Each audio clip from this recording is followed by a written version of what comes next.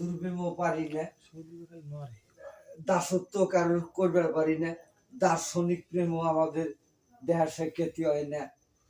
কিন্তু এইখানে একজন মানুষকে ভালোবাসতে বলছেন, মানুষের মধ্যে আমার মহান আল্লাহ তাআলা, তাহলে কোন মানুষ? সবাই তো মানুষ। বিলে মাছ মেরে গেলে পারে, একের গুদা মাছ মেরে খালই বোঝা পারেন, ওর মধ্যে ইচা থাকে, চান্দা থাকে, চিংড়ি থাকে, বাইলা থাকে, এগুলো সবগুলো নিয়ে একটা নাম হয় তার, সেটা হলো মাছ।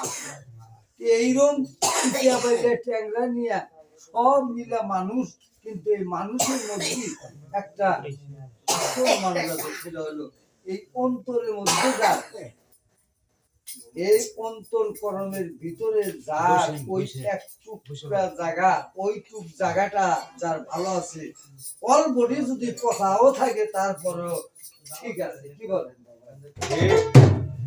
আর যদি ওই জায়গাটা যদি ভালো না থাকে, আর সর্বশরীর যদি তেলতেলা থাকে, ওই ভালো কোনো প্রকারের কোনো মূল্য আল্লাহ পাকের কাছে আসে না।